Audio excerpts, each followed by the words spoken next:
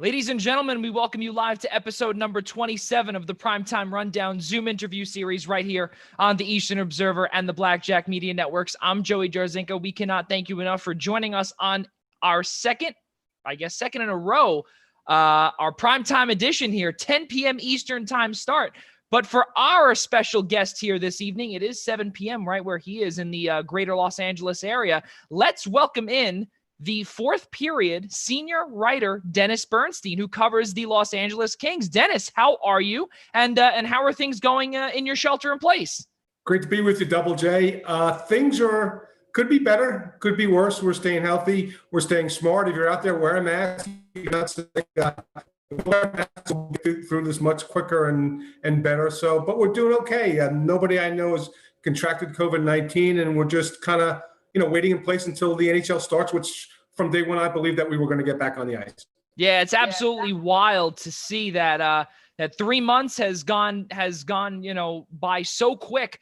And already just next week, phase 3 will be beginning in the National Hockey League. Really, really good stuff. But for those that are just joining us for the first time, our viewers on the West Coast and some even on the East Coast, this podcast, or this byproduct of our flagship podcast, all 25 and now actually 26 and now 27 of our guests, including Dennis Bernstein, has had ties with the East Coast, because now people would ask, Dennis, why would I be on the show if you have no ties to the Eastern Observer or to the East Coast? Well, you have a lot of ties here with the East Coast, and we'll get to that in just a second.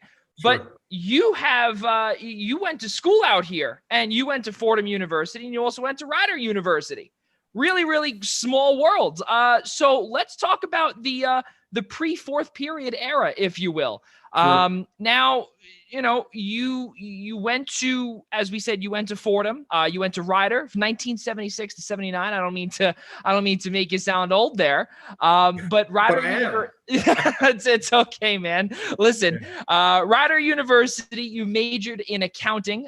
You got your bachelor's degree there. And then you took some time off, 84 to 86. You went to Fordham. Did you go? Yeah, I'm assuming you went to the Rose Hill campus, or did you go to Manhattan? No, I was actually working for RCA Records when they were still vinyl records back in the day, and they basically underwrote my my education. Which is, I think, on Columbus Circle. So what I would do is I was living in Central Jersey. I'd run at 18-hour days. I'd get up at 6 a.m., take the bus in from East Windsor, which is about halfway from New York to Philadelphia, work a full day at RCA, and then probably 3 days out of the week, I'd go up to Fordham for night school, go from 6 to 10, and take an hour bus ride back to East Windsor. So it was long nights, but it was worth it. I thought that an advanced education would help me in my pursuits, because, Joe, back in the day, this wasn't the guy. If you had met me 30 years ago, I was a boring, overweight accountant with brown hair who was an introvert. So when you hear about people changing their lives and reinventing themselves in Los Angeles, I'm that cat. I'm that guy. So that's what it is. And then when I came out to Los Angeles with the speculative, I got recruited. And that was that really helped me leverage, believe it or not, my sports media career. Yeah, because that was actually the next question that I was actually going to bring up, because, we look at your resume here. And as we said earlier, bachelor's degree in accounting and then your MBA in finance from Fordham University. And obviously, now where you are is covering the National Hockey League, and you're all over NHL Network Radio, NHL Network on television as well. You also co-host actually the Hot Stove with Tuesday's guest, Ryan Patton, as well. And also your partner in crime over there, David Pagnotta, as well. We'll get into that in just a few moments. But now, obviously, you've done numerous gigs, and the list could go on.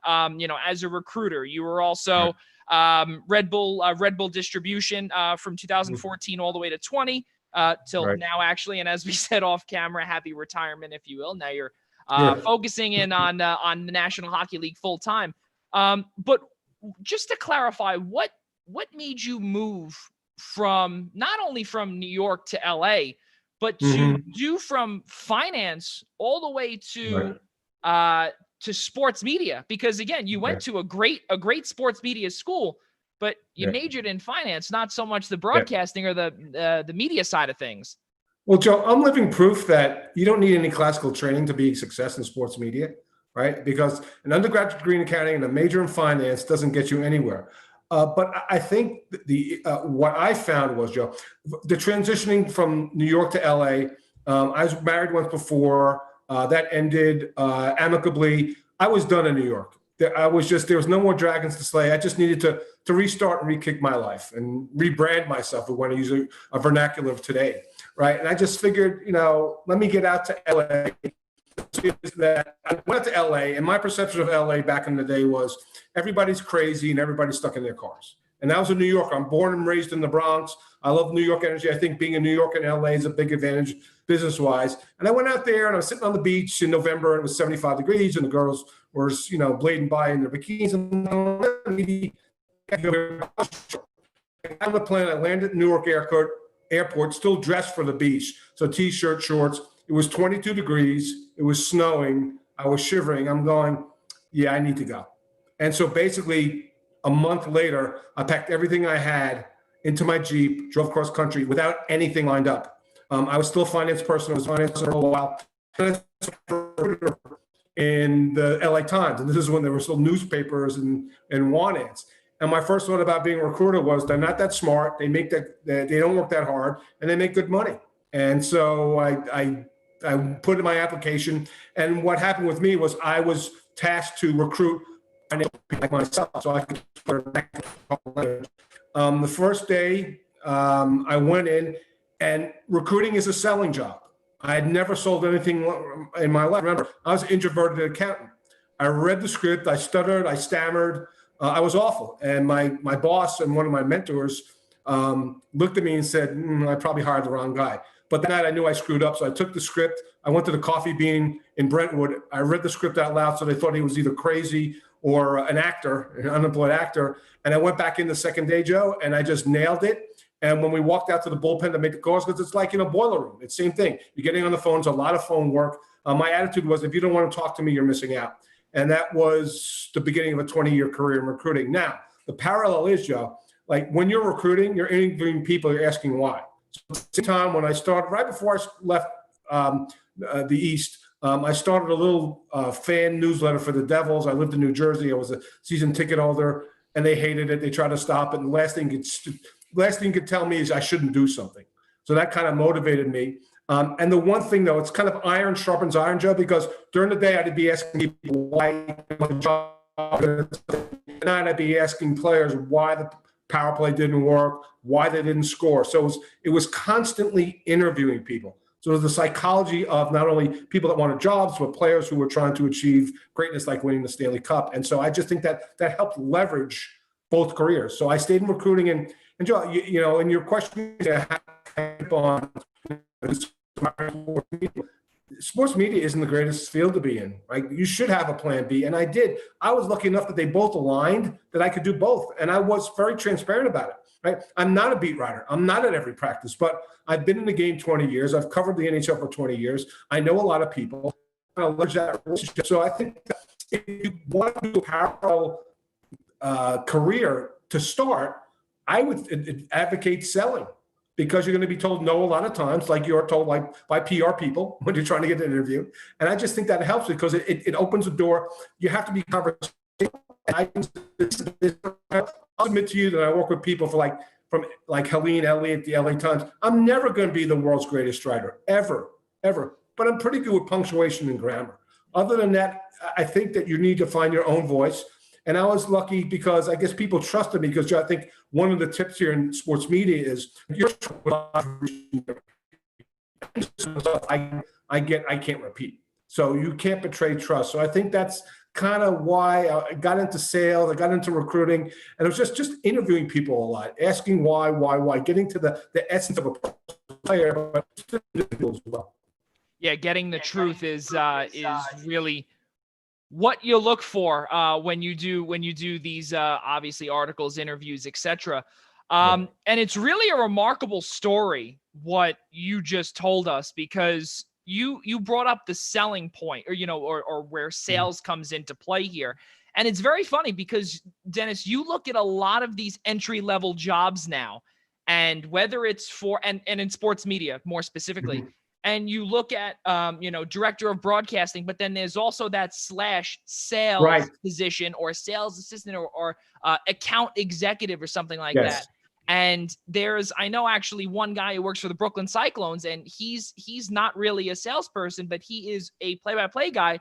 But Right. in order to take a single A baseball job, which obviously is a no-brainer in minor league baseball, where you get your career started in the industry, you kind of got to take the sales gig. So You have to. You're right, with all of the recruiting jobs that you have from 98, 99, K-Force, 2006 to 13, Advantage Sales Marketing, Mhm. then you have Green Dot, GrowThink, Walt Disney Internet Corp. And then obviously the fourth period comes into Yeah. play.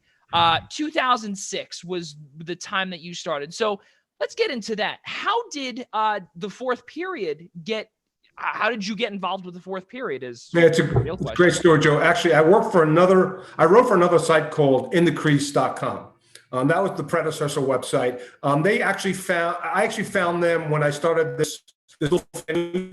It was like 1998, and they were looking for writers. So I sent over my fan newsletter and said, hey, like, this is what I got. And they said, hey, this is pretty decent stuff, and we'll give you your own column. So I wrote for them for about 8 years, and then the site just imploded, a little bit of politics, whatever. And of all things, the fourthperiod.com had a banner ad on In the Crease. So I clicked through the fourth period. I'm like, oh, this is interesting. And I look at the bottom, I need writers. And I knew this was coming to an end. So I just sent an email over to Dave Pagnotta and said, look, here's my stuff. And Dave says, yeah, I already know who you are. So let's meet at it was the NHL Awards in Vancouver in 2006. And now I'd never met Dave, and Dave has this large booming voice, and we talked on the phone. He goes, yeah, let's meet at the airport. We'll get together. We'll take a cab over to the hotel. So I get off the plane in Vancouver, and I'm walking through the airport, and I'm talking on the phone. Hey, Dave, yeah, I see you're over there. And this skinny kid looking like 17 years old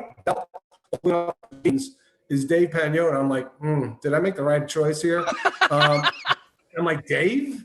He goes, Dennis? I go, yeah. So I'll tell you, Joe, in the 14 years I've been there, we have not had a crossword. What an amazing partner David is. And we've grown it to now the point where both a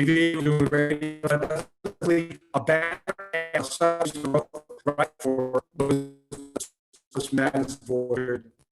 Yeah, it's really amazing to see the evolution of the fourth period, because a lot of people that I know here on the East Coast, we've heard of the fourth period. And I remember seeing things on Twitter, on Facebook, even on Instagram, and saying, who is the fourth period? But then you eventually see the blue check marks start to retweet stuff, start to like things, start to refer you guys to certain things. And, and then, you guys become a reliable source.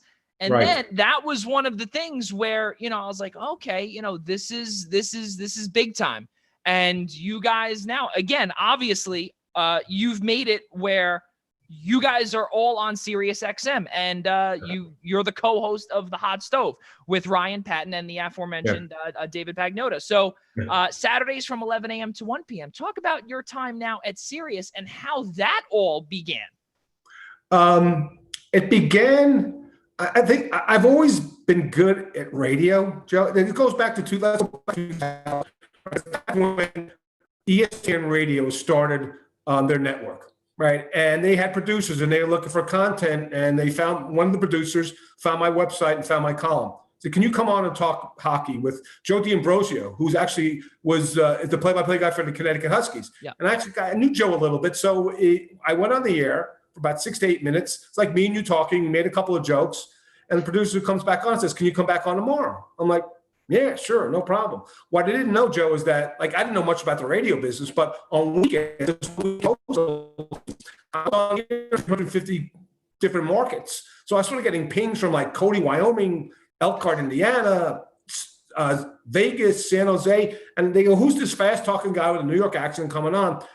I've been an entertainer, Joe. That's what it is. And so that helped me with respect to launching it. And then to give advice to anybody who wants to, if you're especially a writer, write something every day or every other day, but consistently write. Get your voice, find your voice. So I just kept on going on the radio track. And what happened was the ESPN radio thing got me in touch with a lot of different markets.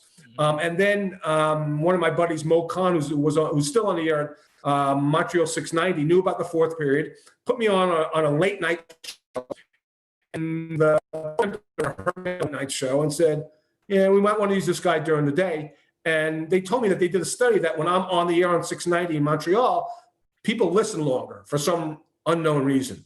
And that leveraged a lot of different things. And then when SiriusXM started going with the NHL network, we had a fits and start. We had a fourth period radio show.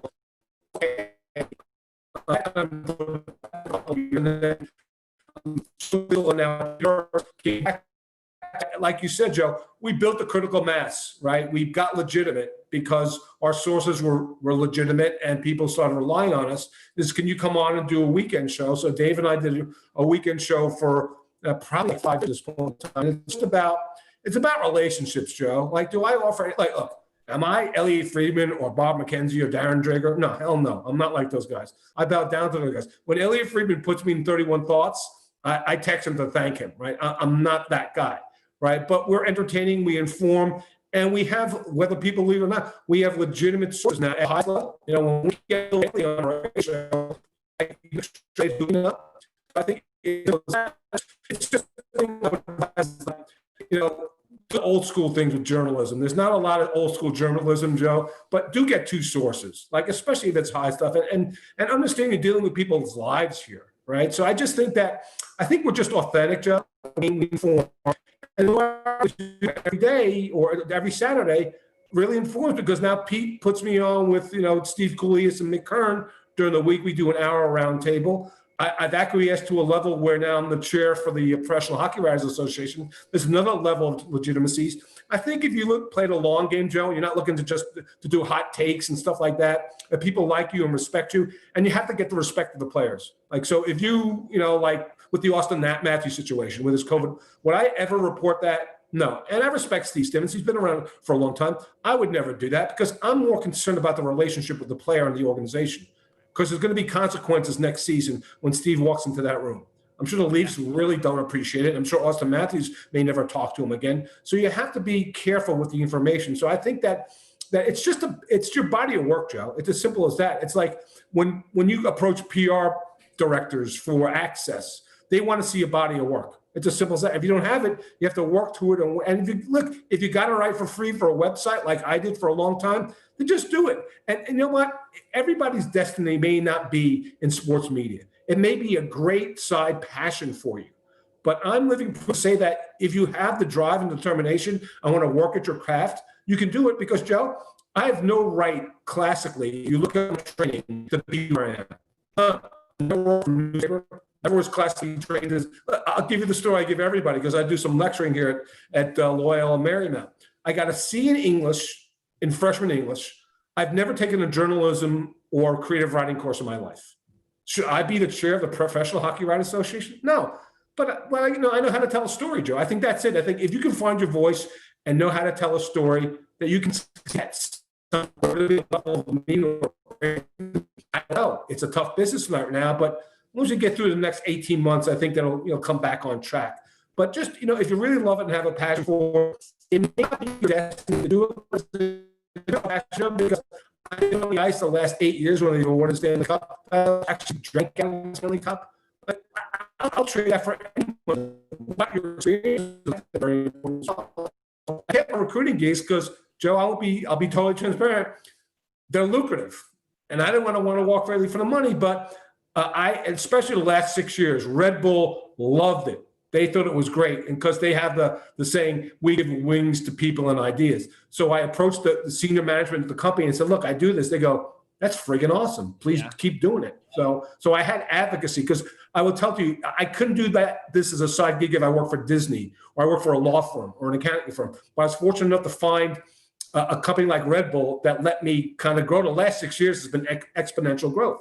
I was like, okay, if I'm just writing and I get a media credential, that's kind of cool. But now at the level I'm at, where I'm on television and radio, like there's no way. I like to tell you, 20 years ago, there's no way a guy like me with my training should be at that level. But some way, I found a way. Yeah, it's actually very it's an amazing story because, and that's actually a question I was going to ask later towards, the end of the third period of our conversation, but perfect time to segue into it because you have people now that obviously here in New York pause and for, shelter in place where you are and, just quarantine general, where obviously are, in limbo about your future or, you're really not confident with the work that you've put out in sports media. What would be your advice to someone like, I don't know, maybe even myself, why not?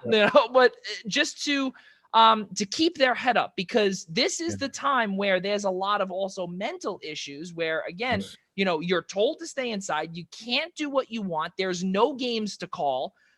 There's no games to write about. You can only create so much content, or Correct. can you? What are your thoughts on that? And what would your advice be to a young aspiring writer / media person? I would become a sponge. I would find everything. If it's hockey, I'll give you an example. The draft. I'd get the 6 draft guides and become an expert and read them cover to cover and become an expert on that. I'd be reading every single thing. When they do the insider training on TSN, I watch that video. I would read so much. I'd go back to teams' media guides, whatever sport it is, and read and read. This is the one time you could do the research without interfering with having to cover games. I would be a sales reader. Everything I get and expert. The expert, I guess, is an old saying. If you read or do something for 10,000 hours, you become an expert. I would just dive into as much content as there is online. Read other writers. Just be aware of it. Listen to sports talk radio because we're still talking sports. But just get as much knowledge as you can because that will be reflected in your writing. Because you'll come across something, like. I'll give you an example, like with the Kings, with their second overall pick, Quentin Byfield, right? So, like, I sat down, I'm looking, okay, I love comparables, Joe. Like, who is this guy compared to, right? So, what do I know? I know that Sam Constantino says Malkin. Craig Button says Kopitar. Another guy I heard on radio said a young Eric. So when I write about it or I talk about it, now I can use that. So I think you leverage other people, other more knowledgeable people, and just because you can't right now. But you go back to history, you can go back to a lot of different things, the sport or the particular team you want to cover, and just become an expert by reading. That's the biggest advice I give. First of all, because this is something right. I think a vaccine, will be masked, we'll be smarter about it, we'll get through this, right? So that sports will be coming back, right? People will be in the buildings. This is not the ending for us. So I'm more positive. But I would say read, and then try to write at least this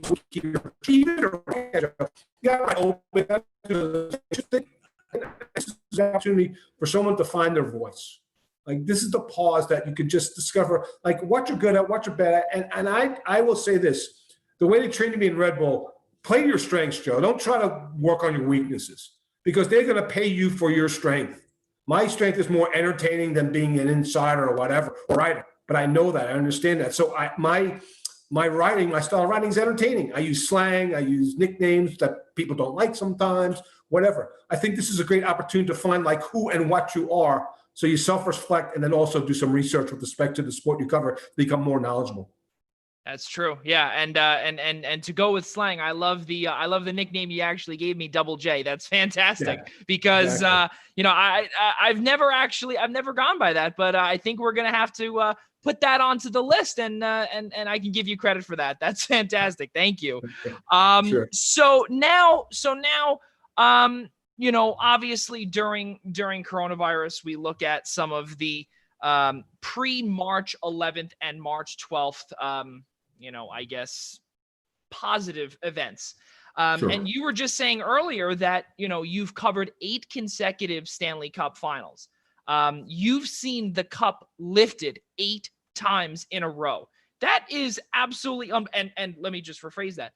you've seen 8 Stanley Cups lifted live in person. Yes. On the ice. Right. On the ice. Exactly. That's just remarkable. Admirable. All the above. Now, you look at something like that and you say to yourself, was that ever a thought in my life where I would ever stand on the ice 8 times, not once, not twice, all the way to 8 times, and say to yourself, okay, I'm covering this. I am now a source that, and honestly, and we're really going to put you in that Mount Rushmore of NHL writers. Seriously, no, because you know what? Like, now you were saying it, and we said it earlier. The fourth period is seriously becoming a proven source where we can rely on you guys, on you, on David, on the whole fourth period to release and to break news. Yeah. So to have that 8 times, how good does that feel for you, especially because this all happened in the restart of your personal life? Well, it's even more surreal for me, Joe, because I did it twice in Los Angeles. So this is a team that in 2012, at 45 years, had never, and I work with this. It's not just the players who I've been close with, but it's also the staff I've worked with. And guys like Jim Fox, who every time he visited the school, he had to explain why the Kings never won a Stanley Cup, when you had other teams like the Dodgers and, winning championships and stuff like that. So to see that affirmation for the people behind the scenes was great. It's more surreal, Joe, because I'm on the ice with friends. I'm getting hugs from the players. I'm looking in stands, and I'm a season ticket holder. So I'm looking in stands, and my wife is there watching me and waving, and I'm on the ice with the Kings that I've covered for 20 years. It doesn't get any better than that. It's just ridiculous. I mean, like, my life could have ended right there, Joe, other than maybe getting invited to Dustin Brown's party in 2014. But it's the culmination of everything. You look around, and when these things happen, Joe, like, you have to embrace the moment, because they are fleeting moments. They're great memories. I have stuff on my wall here. You can see a lot of memories because I'm somewhat sentimental. But to experience that in your new hometown where you restarted your life with my second wife, who's amazing, looking in the stands, and she's there and she's in tears, and my stepson's there, and I'm on the ice, and people wave, hey, that's Dennis. Hey, look, he's on the ice. It's crazy, Joe. It's like you got to pinch yourself. And it's okay to pinch yourself because, I know the old school, like, you don't want to get close to the players, and all the lines are blurred now, Joe. It's like, who knows, like, how you're supposed to act or what you're supposed to do. So when I was invited to a party for the Stanley Cup, was I going? Yeah. Do I play favorites? Yeah. Do I have biases? Sure. But people want to know my biases, and I'm transparent about it. Like, would I write a column criticizing Kopitar or Brown? I better have a really, really good reason to do. But, we all play favorites, Joe. It's not fair. We don't have to be so totally down the middle on everything where we have to extract ourselves. We can play favorites.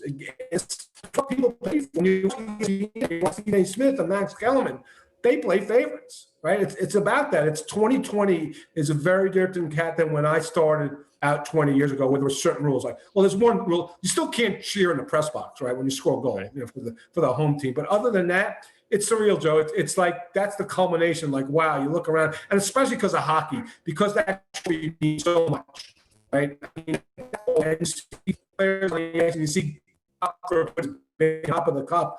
I mean, these guys play long and hard. They play a 9-month, they basically 9 months to win a Stanley Cup. So to see that in Los Angeles was great. But to see, when you're on the ice with Ovechkin and he finally gets over the hump and he lifts the hump, even though it was in Vegas, it's great. It's great to see it mostly in home. But I think the Kings are the only home teams that have actually won it. I was actually when Chicago won in 2013, but most of the teams have won on the road. Like last year in Boston, it was St. Louis. So it's kind of a muted celebration, but it's a lot of fun. And it's just a great way to end our season because this trophy is so amazing. It's a personality of itself. And to be on home ice when the Los Angeles Kings took down let's call them your hometown New York Rangers in 2014. And then also in 2012, obviously in 6 against the Devils. Yeah. To be able to cover let's call it your new hometown team against your former life, if you will. Mm-hmm. Was there some other feelings that you had there? Because, you think to yourself, well, I had season tickets for the Devils many years ago, and the Rangers were so close to the Bronx, obviously. Yep. So, this was the team.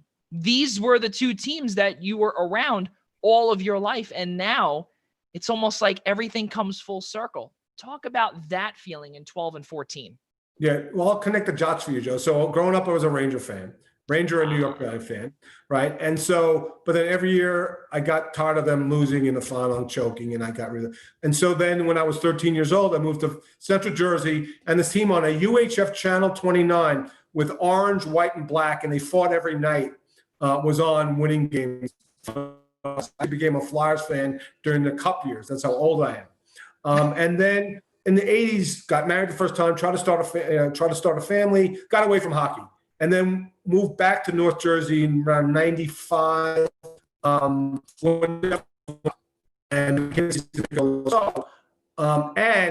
I lived in the same building as a lot of the players. So I knew Martin Brodeur. I knew Mike Peluso. I knew a lot of the guys because I wound up hanging out with some at one of their, joint. So I knew. So the night the Kings are winning the Cup against the Devils, I knew Marty. I saw him after the game. I'm like, hey, sorry, dude.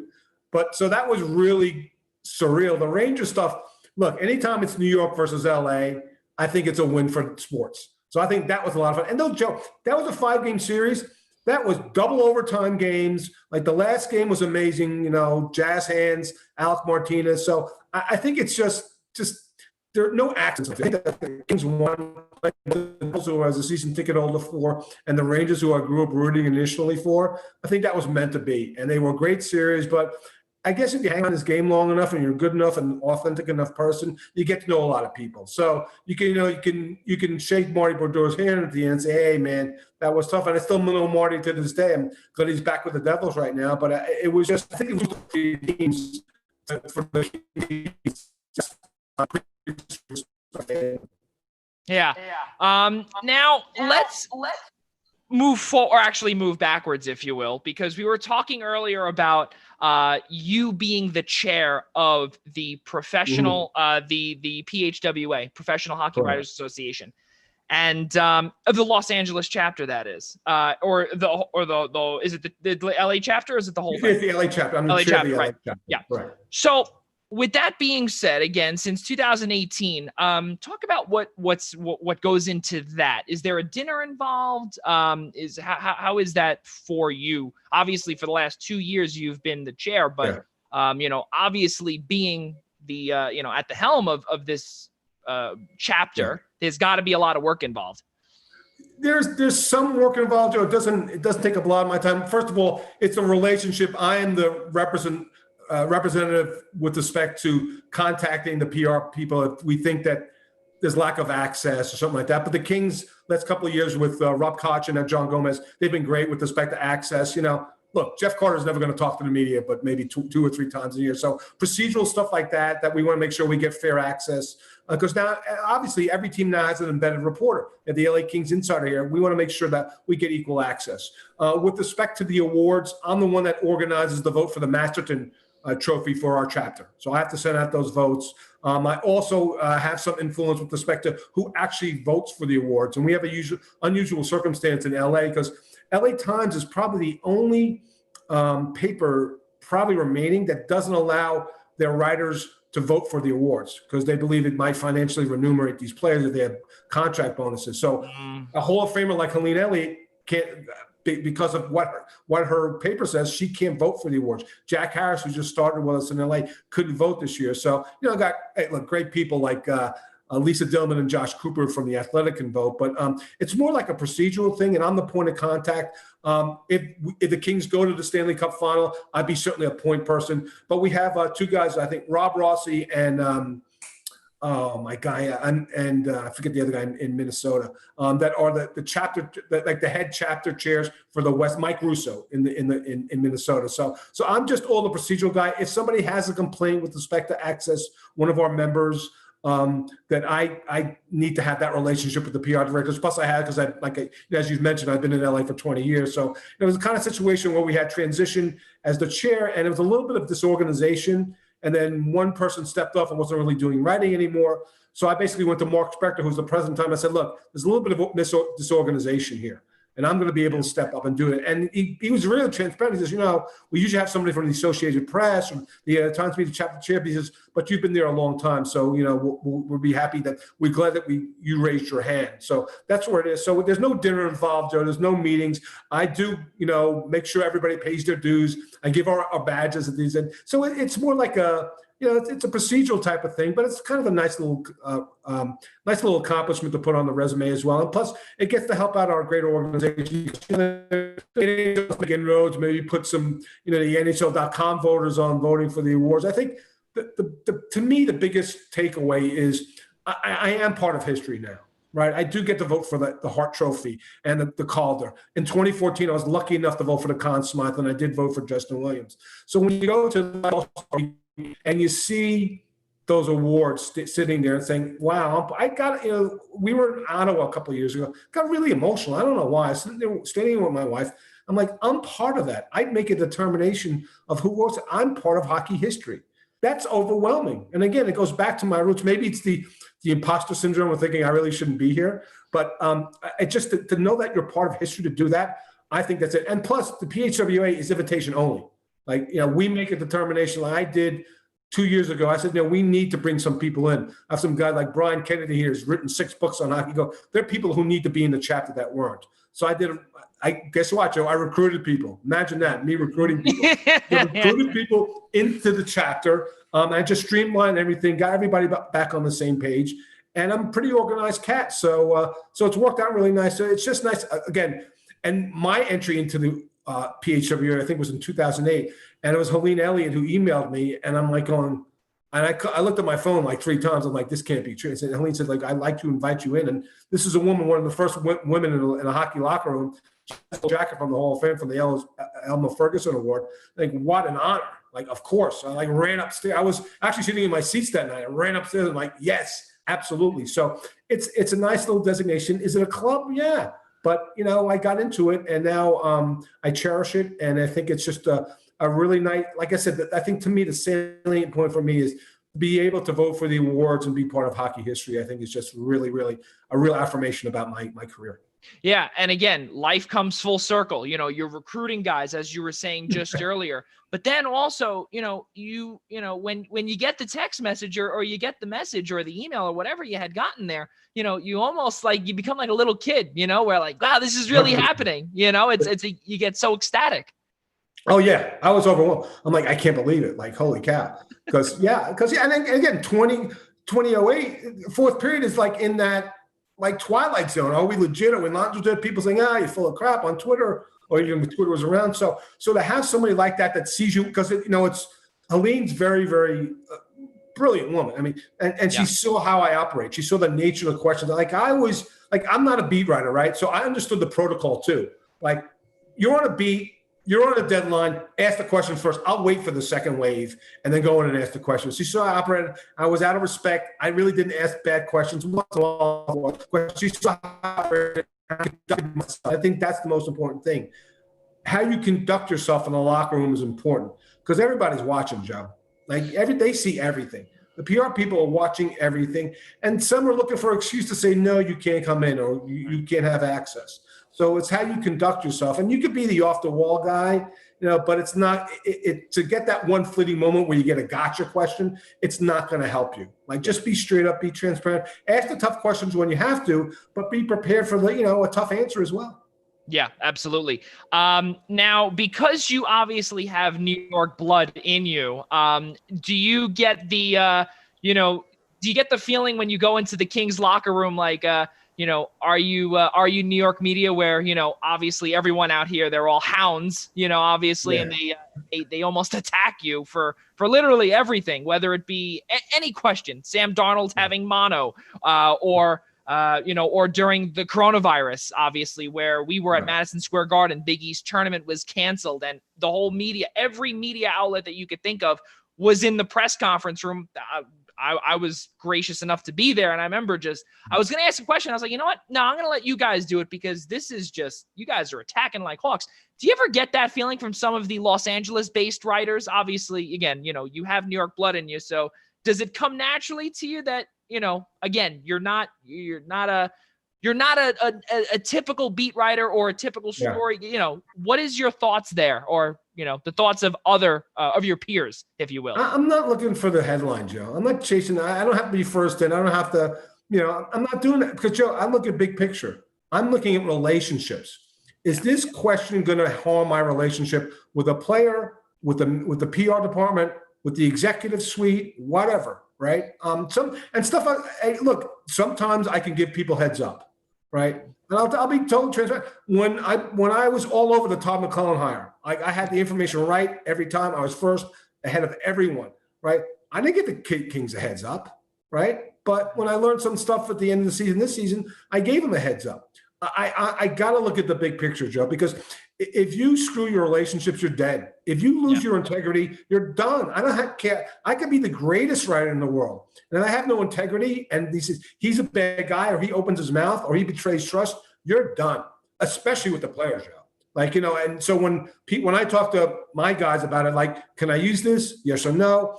And what I do, Joe, and for any fledgling reporter that does that can't use a player's information or a quote or feelings or ideas, use them as your own. Like, okay, so this player thinks this way about this guy. Like, oh, he's kind of lazy. I can write, well, I think he's lazy. So that's how you start. Look, I'm not going to say that this guy is bad or lazy or whatever. I'm going to say it, right? So I always look at the big picture. There are consequences for everything, Joe. And you can't just you're not, I'm not that big. I'm not that good that I can go ruin a relationship and I can't get it back, Joe. People they're not that forgiving. They remember, they got long. And now, Joe, here's the thing. It's a locker room. You think these guys don't talk? Yeah, and so when Kopitar Brown said to a rookie, says, oh, that guy Dennis with the blonde hair and the New York accent, he's fine, he's cool, no problem. And we have that. That's what it's about, because it's a chain. It's an information chain, Joe. And you got the leaders in the room that don't like you, you're going to have a lot of trouble covering that team or that sport. Yeah, absolutely. And again, I haven't made it to the professional level yet to go into a professional locker room, but I know in the college locker room, it's obviously completely different. They're all, amateur players, and, they're not the pros where they've really experienced, full-fledged media just yet. So I'm actually going to take that advice. That's pretty good. Thank you, Dennis. And to everyone else listening too, for those, that is a serious tidbit of advice to learn from and to live by, for sure, any aspiring journalists. So let's look at the LA Kings a little bit. Got to ask you a couple of questions here. So now, obviously, after the Stanley Cup runs, 2012, 2014, we saw a few playoff appearances after, but unfortunately, the last couple of years have been, start to sell. The prime has been, they weren't in their prime anymore. The Stanley Cup window was pretty much over. And now you are covering a team that is in a rebuilding mode. Now, especially because you got to see two cups in 3 years, if you will, 2012 and 2014.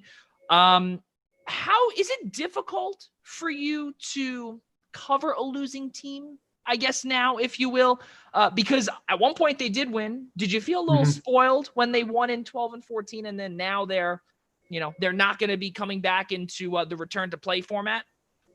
Double J, I don't think anybody can ever feel spoiled covering a team that's coached by Daryl Sutter. And as tough as he was, his ego got bigger when he won those cups.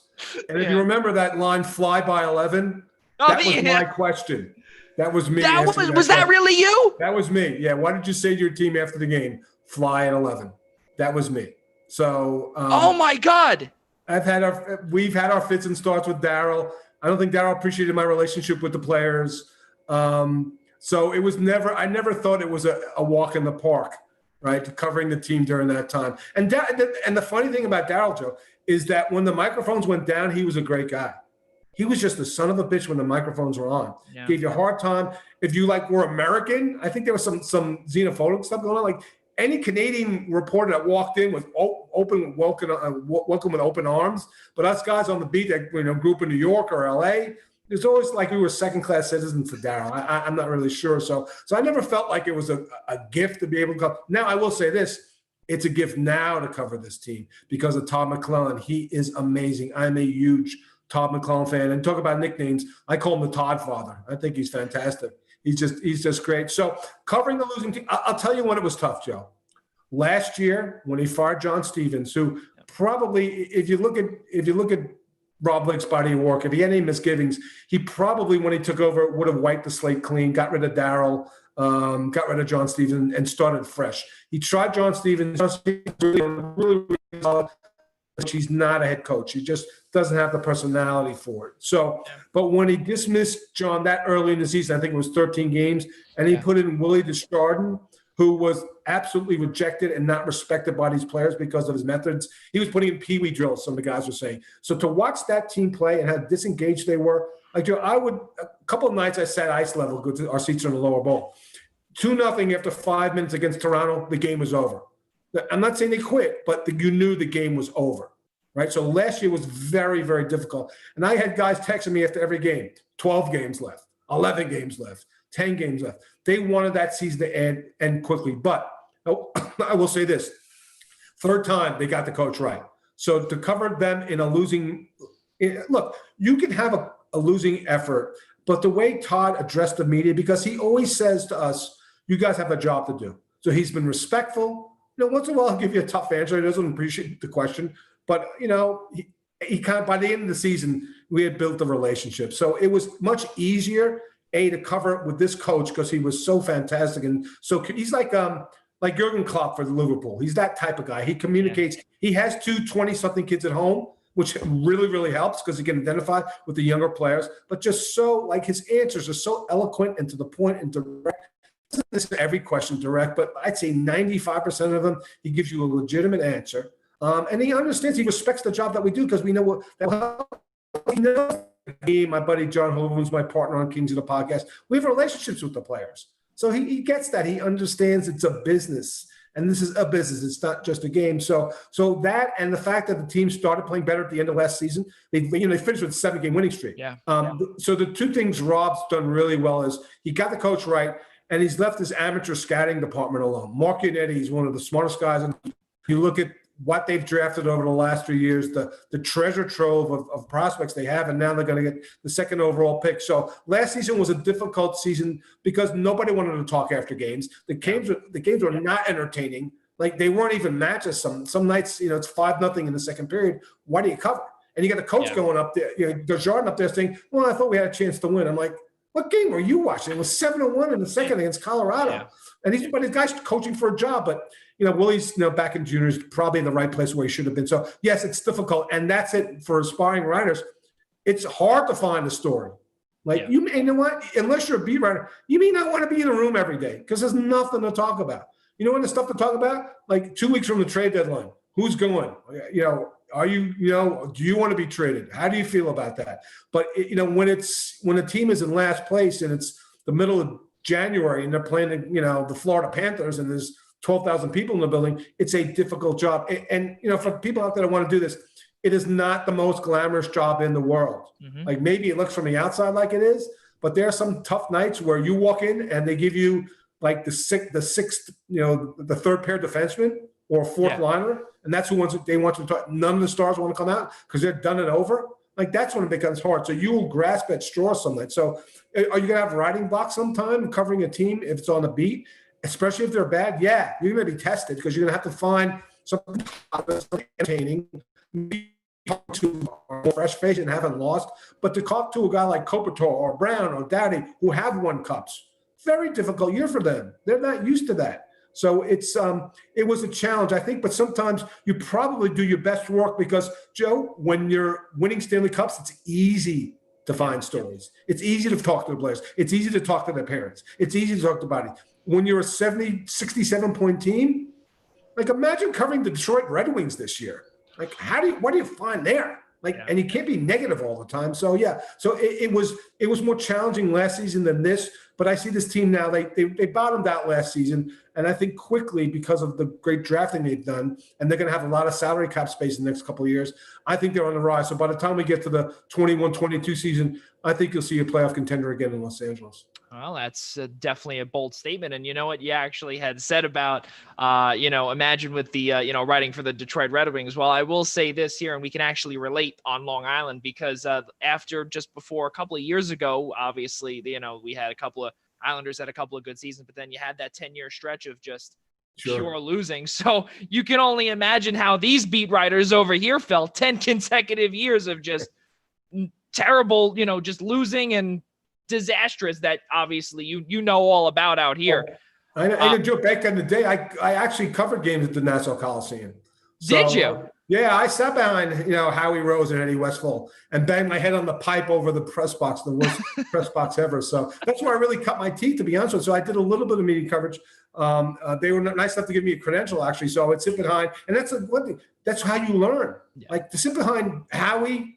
And he didn't even know me, but to sit there and watch how we go around and craft the notes and everything, there's little cues you can pick up from that. So if you do get access to these people, make sure you're really paying close attention, because that was, even though the games were okay, they weren't that great, and the traffic to get out to Uniondale wasn't the greatest. Like I learned my early lessons at Nassau Coliseum, so I'll never forget that place. Oh, that's pretty good. Yeah. Well, now it's probably closed indefinitely, so it's absolutely crazy, man. But now we were bringing up obviously about where you had brought up about the difficulties of coming up with content, especially during losing seasons, and whenever there are winning seasons, especially Stanley Cup seasons, the content and producing content and creative content becomes that much easier.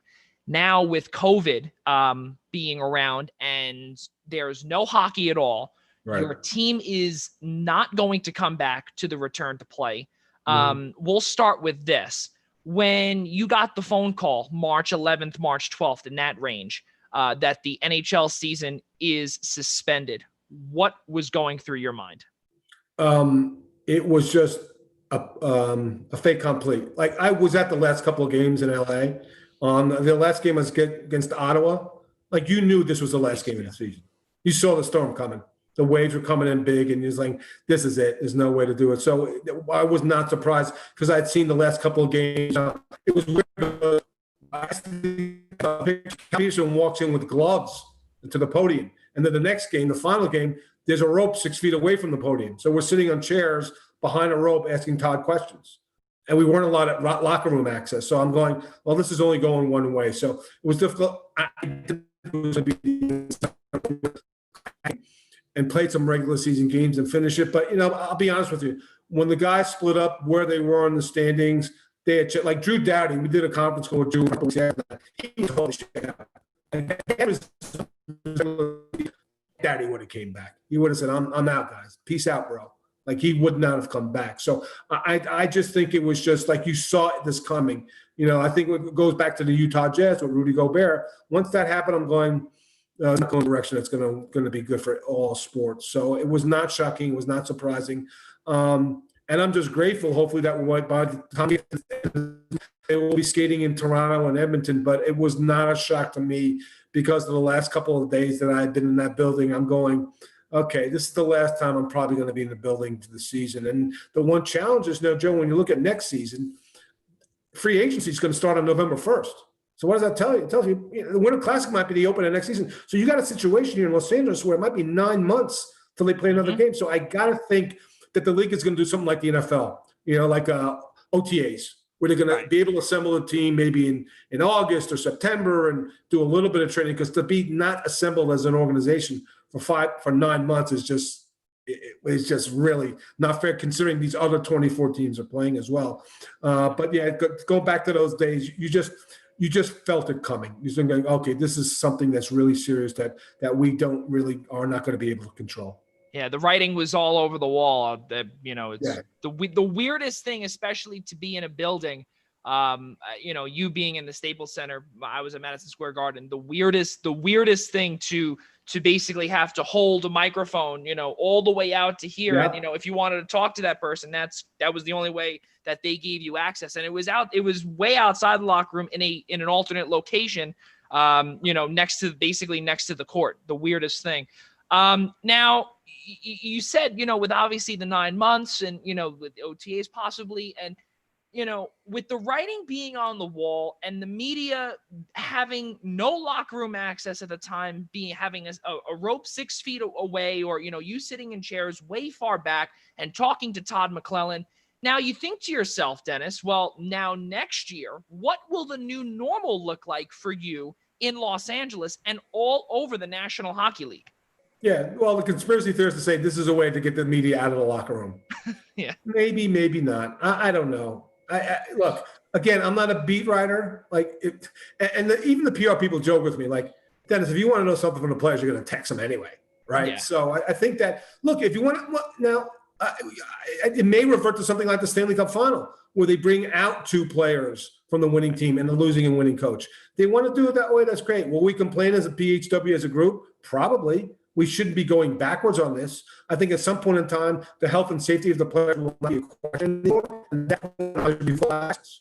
To start next season, we'll see. Look, I plan to go to Edmonton to cover the qualifying round. Like, am I going to be, at ice level? No. I think the experience is going to be probably virtual, even if I'm in the building. I'm not going to be able to get to the event floor and talk to players. But those are going to be something like this, probably. Yeah, exactly. Some of the sacrifices you're going to have to make. And we're all comfortable with Zoom meetings now.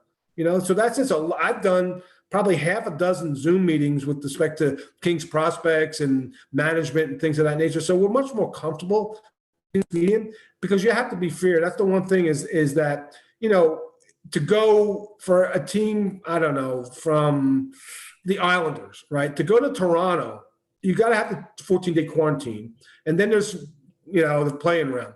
You got to be up there 3 weeks. What media organization is going to put up somebody in a hotel for 3 weeks to cover 5 games? That's another issue. It's another question you have to ask. So will this become a virtual experience with respect to media? Maybe in the short term for next season. We're still not out of this situation with COVID. I don't see any harm in getting media back in the locker room. But we got to be smart. We have to understand where we are at that point in time. And even as the chair of the PHWA in Los Angeles, I want full access. But again, if there are health and safety conditions that are still in place that the league is not comfortable with, we're going to have to acquiesce to that, which will be probably in the short term. So, but do I think this is the end of media in the locker room? No, I don't think so. I think that, and not every team wants to prevent the media from being in the locker room. I just think that the NHL is still a lot old school in a lot of ways, and they're like in Toronto, they have 20 people in the room. The good thing about LA, on some nights it's 5 or 6 people, so it's not really that much of an intrusion. In the bigger markets, I get it, I understand it, but I don't think we're at the end of media in the locker room. I just think that I would be careful with respect to what's going to happen next season early on, that we shouldn't jump to conclusions. Yeah, that's fair. That's definitely fair. And for those history buffs out there, that know about the last time that we had a full-fledged pandemic, it was about 700 days with the Spanish flu back in 1918, 1919. So we really hope that, that number, especially because I think we're over 100 days now, we hope that 700 we never hear that in the same sentence as COVID. Now going back to a little more positive things, Dennis, and are you okay on time? I just want to ask. Yeah, I'm good, John. All right, cool. Excellent. Good. As we're approaching a couple of minutes until 11 o'clock here on the East Coast and 8 o'clock where Dennis is in the greater Los Angeles area, we thank you for staying with us here on this primetime edition of the Primetime Rundown. So back to the positive side of things. Now, experiences of a lifetime. We continue with that. Because there have been almost every single National Hockey League event that has gone on in the last few years that you have attended. You've attended the draft. You've attended Stadium Series contests. And on top of it, you've also attended the Global Series in Stockholm and in Finland in 2018. Now, obviously, between the regular season, the playoffs, the Stanley Cup Final, which I'm not even going to ask you because that's too easy of a question. Well, what is the best between all the things I mentioned? We know the Stanley Cup Final is, but with taking the cup final out of the equation, how much fun, not only fun, did you have covering hockey overseas, but also being able to cover the Kings in the Stadium Series twice? Yeah, well, the one at Dodger Stadium, JJ, was amazing, right? I mean, a sold out 56,000 people and a good representation from Duck fans. They drove up from Orange County. KISS was the entertainment. I mean, come on. That doesn't. They're playing volleyball, beach volleyball on the side of the ring. It wasn't a great viewing angle. But Joe, here's the thing. Like, I've been to Winter Classics. I was the one at Fenway Park, right? So I'll give you the one I always go back to. It's not even Kingsville. It's Fenway Park. Like the day before, because we're media, we got a tour, private tour of Fenway Park, right? And I'm a Yankee fan, and there's a guy, an old guy in his probably 60s as an employee, taking us around, and he takes us down to the field, and he lets us go inside the Green Monster. And you see all the writing for all the players that were in there. I'm going, I'm taking pictures left and right. And then the next day, opening the walk around the stadium, it's just about to be the face-off, and the B-1 bomber flies over, the stealth bomber. And my wife was actually with me. I turned to her and I go, I'm done. I don't even have to see the game. I was inside the Green Monster, B-1 bomber flew over. I'm done. I don't need anything more. So that's it. I think with respect to going overseas, the great thing about the games in Europe is that you get people from all over the continent visiting. So you see, but if you're a jersey geek and you want to see sweaters from all different teams, that's where you go. It's amazing. Games are sold out. I think my best experience was the first one in 2010. We went over with, we were lucky enough when Columbus played San Jose, we had a relationship with Columbus. We actually got to fly in their charter. So we went to the last preseason game of the year. We drove to this private airport. It's basically an office building. No TSA. We got wanded. The players there in tracksuits. We get on a 737. They hand us an entertainment center thing, and back in 2010, food, and we flew with the team. We land in Stockholm. I don't know where, in the middle of an airfield.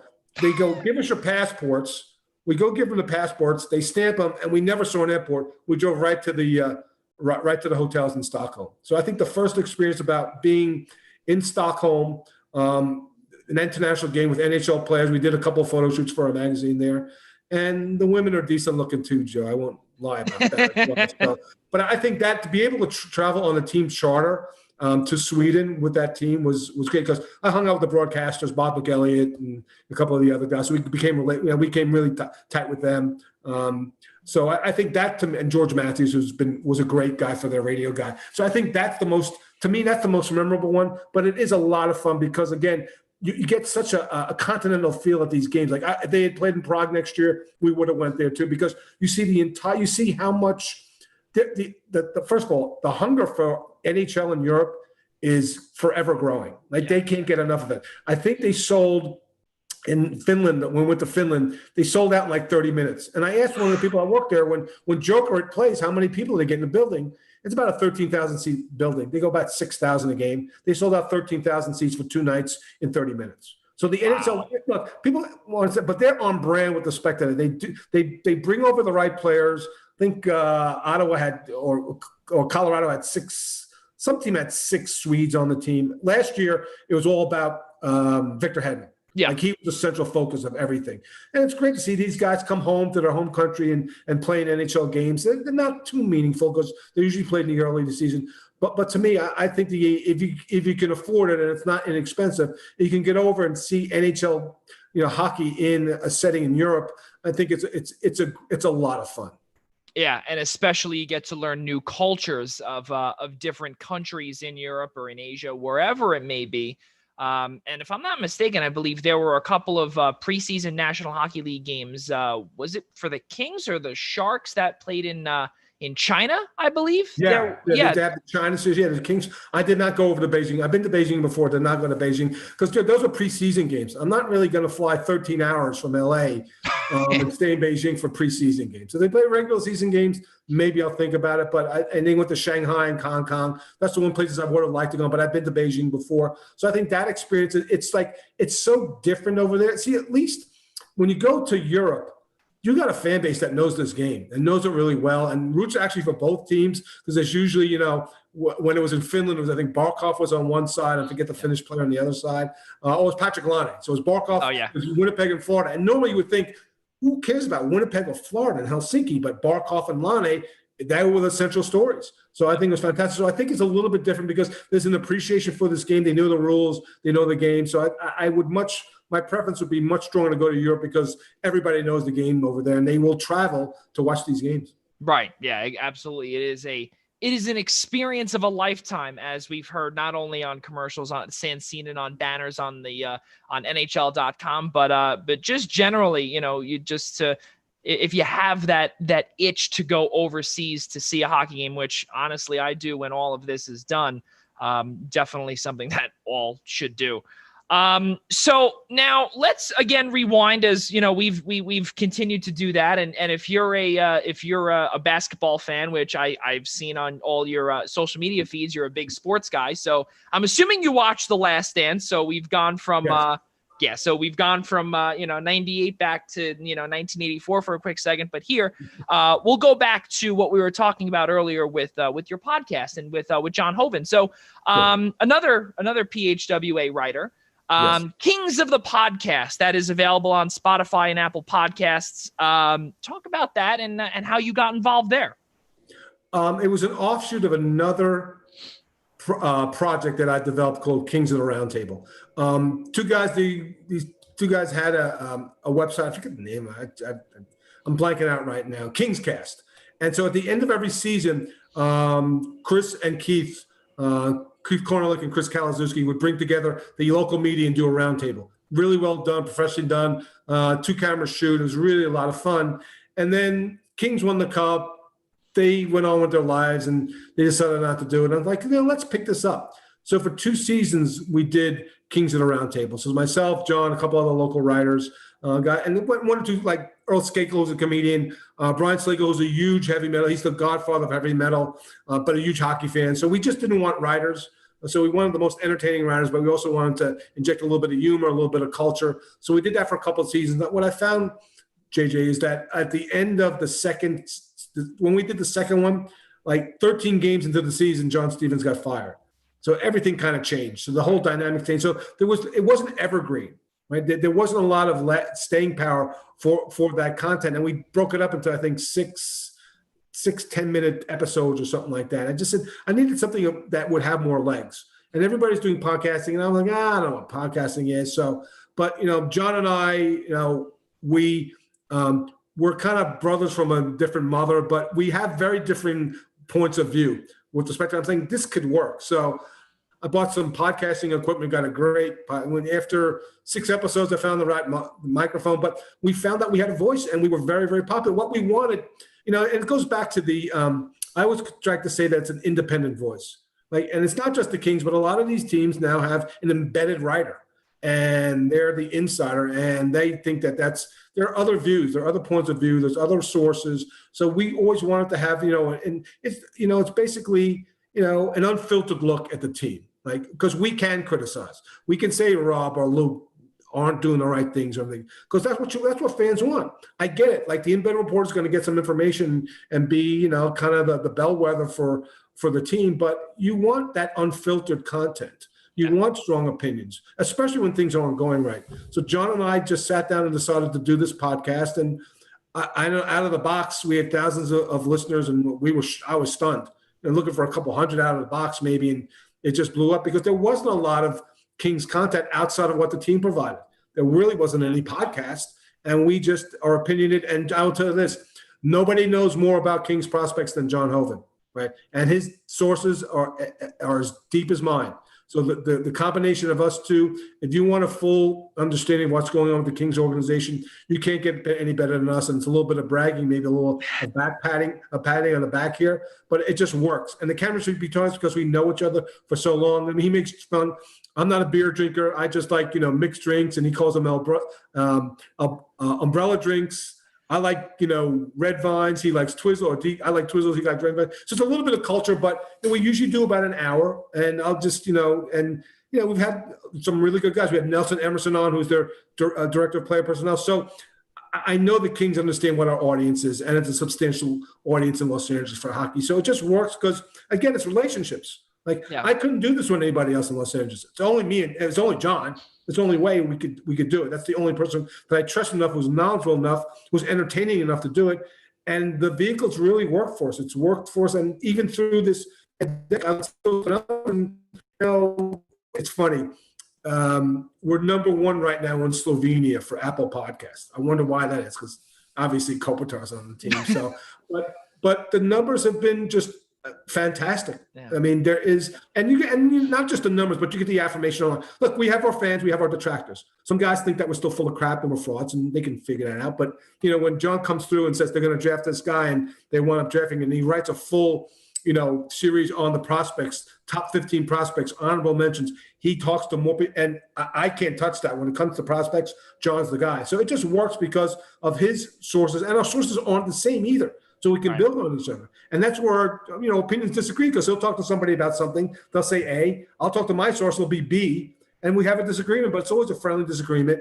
And he tries to get over on me all the time. But it's a lot of fun. And I think it comes out. I think the passion comes out in what I do just in general. But me and John, there's just like automatic chemistry. Like we kind of know where each other's going. But I'll tell you that it's not a situation, JD, where we sit down and we just go on by the seat of our pants. When John, I'm probably going to do another recording next week. When John comes in, he's got 3 pages of notes of stuff he wants to go over. So there is preparation. It's not just sit and talk off the head and just try to think about some hot takes. There is a significant amount of preparation involved. When I do my radio show, I got to do at least an hour and a half of research during the week about what we want to talk about, what audio clips are good. I produce the beginning. So this is not just a situation where you sit down and you open the mic and you start talking.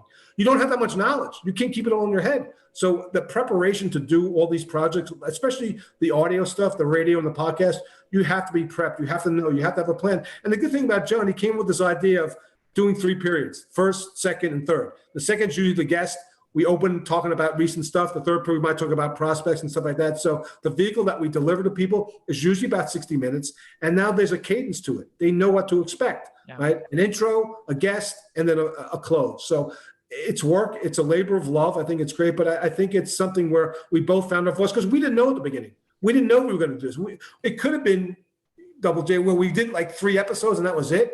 But we've done 20-something, and I assume we do it again next season. And we'll probably do 1 or 2 in the offseason. The one unfortunate thing is because they're not in the playoffs, it's going to be 9 months between games. So how do you keep an audience? How do you create content for that? And you mentioned that earlier in the interview. How are we going to create content over 9 months? We'll probably get another bite at the apple, around draft time. But, we're going to have to go deep into it. And could we talk about the playoffs in general? We could, but Kings fans don't care about that right now too much.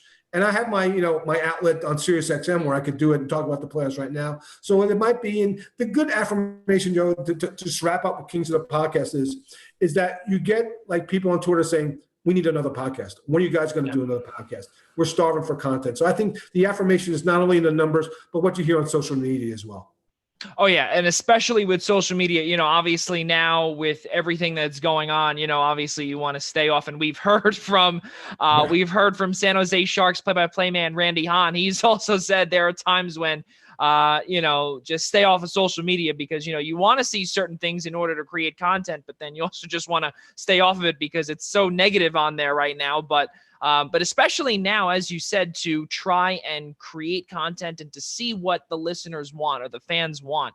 And especially in that 9-month gap, as you had mentioned, it's so hard. And then especially, which is a great point, Dennis, to keep those followers engaged during that 9-month span, because, just as quickly as you got them, you could lose them too. That's humongous. And now, what are your thoughts there on how to keep those people, especially in Slovenia too? Yeah, I think it's just a matter of cadence. Double J, you got to be able to every so often throw something out there, and maybe you get a great guest like after Mike Stubbs was let go. John knows Mike really well, and we got him on just soon after, he was his contract wasn't renewed. So you have to, basically what you got to do is you got to dive into your phone and look at your contacts and say, who would be a good guest here, right? And it doesn't have to be Rob Blake or Luke Robitaille. It could be somebody, it could be a former player. And the thing is that you have so much off time, people do want to talk. Right. So if we wanted Bernie Nichols to talk, he'd probably come on tomorrow. So you can find people LA related that can come on and talk. But again, it's what are you going to be talking about? It's not anything about the guests. It's like, okay, we're in this inertia here. We've talked about the draft. We talked about prospects. We know who's going to go number 2. We've talked about that. Now what? There really isn't much unless a player wants, we're tight with Matt Luff. Say, hey, Luff, you want to come on, talk about what you're doing this summer or whatever? Yeah. Or if they have a cause to talk about. But if you put an hour show on King's Running, it would be a challenge. We'll probably do one next week, but after that, there may be a dark period, and it's not us. It's just the sign of the times, Joe, to be honest with you. I think there's some brand equity that we got. So I think that, by the time we get to the end of the summer, September, maybe we do a look at free agency, even if it's November 1st. What can they do? And I don't think this team will do a lot in free agency. I just think there'll be gaps here. And there would have been natural gaps in the summertime anyway. It's just, again, the circumstance of having 9 months between games of consequence is just, hopefully it's once in a lifetime thing that we're dealing with. But we might find 1 or 2 pathways to produce some content. But I couldn't expect that we do something monthly. It just isn't enough unless some major trade happened or something, earth-shattering happen, which I don't happen, because free agency won't happen until November 1st. That would be the next move. The draft, obviously, but then free agency is going to, and those are going to be like in tandem. It's going to be back to back. So you're going to have a situation from August to probably, 2-3 months there where it'll be a struggle. So maybe we'll pop on, but only if I'm not creating an episode just to create an episode because the fans need something. Got to be something of value. So if we find a really good guest, they'll come on maybe for a long form interview like we're doing here. Maybe that's one way to do it, but it'll definitely be a struggle. But I think we've built enough brand equity with Kings of the Podcast that whenever we come back or when we do it in rotation, people will still listen. Yeah. Now with everything going on and with, these down times, if you will, the LA Kings not coming back to the return to play format. Obviously where you are, we just passed June gloom, in the LA area, and summer is, there really is no winter season in Los Angeles. There's no fall in LA. It's just spring and summer really, or mainly summer, obviously. And especially when I've been out there too, it's always been disgustingly hot in January, or the one time I go, it rains and SoFi Stadium gets pushed back a year because I was out there. Yeah, of course. The 1 week that I was out there in January, a little fun story for you. That was when I think LA had like the most rain in like 3 or 4 years. Yeah, figures. Yeah. But we need something to look forward to now that summer is officially here, and we've done this with every single guest, Dennis. So this is not, this is not the first time we're doing this. We have asked all 26 of our guests. That includes Randy Hahn, Dan Rusanowski, Brett Hedigan, and more hockey guys as well who will be on in the future. What is your favorite ice cream flavor? Chocolate chip mint. Chocolate chip mint. Okay, we have to write that down there. Chocolate chip mint. Okay. Close second, pistachio. Okay, well, both are firsts. Pretty good for that. I like that. That's nice. Now, final question for you, because actually final 2 questions, if you will. Okay. Now with, again, as we spoke about earlier, you're out in LA, you were born here, second life out there. In your hockey career, 20 years you've been out here, who is the biggest inspiration to you, to keep you going, to get you into the hockey world? You sent me this question prior to, and I'm a self-made man, Joe. Me. I don't think there's anybody I aspire to. Like, I've had friends along the way. I think Helene Elliott early on, when I talked about being a personality and how at some point, this transition from being like writer to being personality. And I asked her about that. And she basically said, look, the lines are starting to be blurred. So just embrace it. Like find your voice and stuff like that. So the one person that I always looked up to, and again, she nominated me to come into the PHWA. So I think that would be the one, from a writing standpoint, I'll never approach her as a writer in a million years. She's just so gifted, so knowledgeable. She's, forgotten more than I know. So I think that'd be the one person that really I try to role model myself after. Now we're totally different personalities. I am out there. She is very, unassuming. So it's very, very different. So I think that's it. But I think it was just like, I just wanted to, Joe, I always go back. People go, why do you want to do this? And it's very simplistic. I wanted to get the hockey games for free. That's the reason I got the media. I don't want to pay for a ticket anymore. And it morphed into this thing 20 years later. But I think Helene showed me the right way to do things. And what a better role model. Like I said, like one of the first women ever to be in an NHL locker room, an Emma Ferguson winner. So I think that would be the one person that you can latch on to someone like that, and you can get their time. Any aspiring media person can find a person like that has that much knowledge, and you can latch onto them and bounce things off them. That's the one thing. That's the one person I would look at it saying, like, who not showed me the way, but like showed me the path. Right. Yeah. This is how you should do things. And this is it. And every so often she would give me a tip in the scrum or something like that. So, so I think that would be the one person I would say that really taught me like the right things to do in a locker room and how to approach dealing with players and PR. Yeah. It's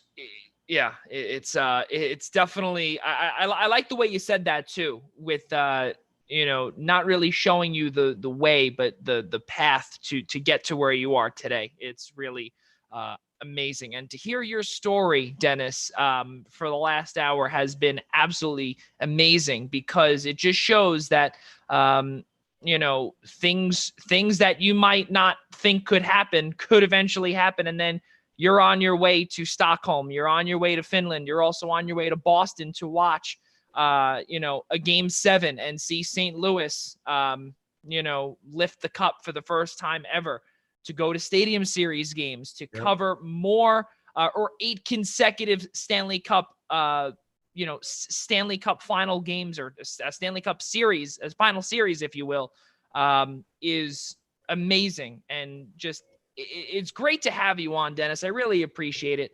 And I know all of our viewers out there have really appreciated to hear your story as well. Well, Double J, anytime you want me back, I'll be happy to come back on. But look, it's okay to have dreams. It's okay to aspire. It's good to, you know what, Joe, I will tell you this.